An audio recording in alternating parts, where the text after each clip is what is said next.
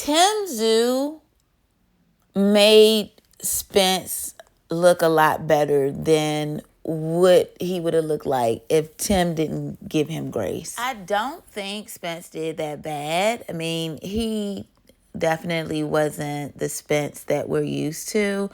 But again, that's because of Tszyu. I think Tszyu kind of held back a lot. I mean, a lot of people were saying that Spence looked bad, but I think he didn't do as bad. But again, that's because Tszyu held back, and that says a lot about him as a person. We got what we wanted. We got to see Spence back in the ring, and he got what he needed. And he said this in his post-fight interview.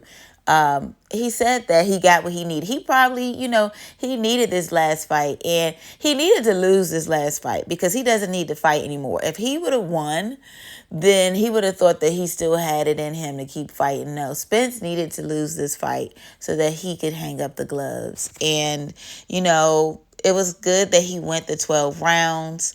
Again, because Tim did not put that pressure on him. But more than anything, like he said, he needed this. He needed to see for himself what he had left. And so I know we're all glad to see that he's prioritizing, his health and his family. Like he said, his money is working for him. So he's good. He can go live his life, and that's what we all want to hear because we love Spence. He's a champ. Now let's get down to business. Tszyu said that, winning against a legend like Errol Spence means more to him than winning a world title. Like, it's a big deal to beat Errol Spence. But here's the thing. You didn't beat Errol Spence. You beat someone that no longer had it in them. Errol Spence is not the same Errol Spence that was dominating. He's not the same fighter that he once was. So this, I don't know what the celebration is about because you fought somebody that that you had to go easy on because you knew that he didn't have it in him. Everybody watching that fight could see that. And so Crawford's record goes back into question as well because Spence looked even worse when he was fighting Crawford. This reminds me of so many fight stories where the boxer, when they were in their prime, they were just the best. They were undefeated.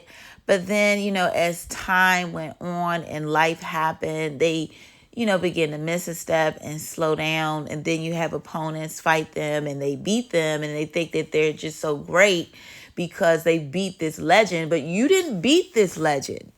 They're not the fighter that they once was. And that is the case with Spence and Crawford and Spence and Tszyu. Like, Spence looked worse in the Crawford fight than he looked in the Tszyu fight. He looked way worse. And, I'm not trying to come down on Crawford because I do think Crawford is a good fighter. I do. But almost everybody that he fought after they was missing a step or two. So, yes, his record does go into question. You are not like I think he's a good fighter, but I do think that his record goes back into question, and I'm going to leave it at that. Feel how you feel, say what you want to say, but just roll the tape and see for yourself. And why was Crawford at the fight? I would not want the person that I lost to sitting front row cheering me on. I mean, I don't know if that did something to him psychologically. I doubt it. I think that Spence just wasn't in shape at all. But it could definitely play a part with your mental, when the person that you lost to, is there, at the fight and your coach is dapping him up. Like, I don't think Crawford should have been there. Like, watch from home. But even Crawford looked a little hurt when Spence lost. Maybe because he had money on the fight. He did say he was betting on the fight. I don't know how true it was. But I do think that he genuinely wanted Spence to win. And he did look like, he was he felt bad for Spence, but he still shouldn't have been there. To Spence's coach and everybody that lied to him, shame on you. But honestly, like a boxer, especially at the level that Spence was at, he has to see for himself. Like, you can't tell a man what to do. You got to let a man figure it out himself. And I think that's what happened. I know that's what happened. But his trainer, though, talking about Spence looked better than he's ever looked, pre-fight, was lying. You knew. And you saying, like, you trying to hype this fight.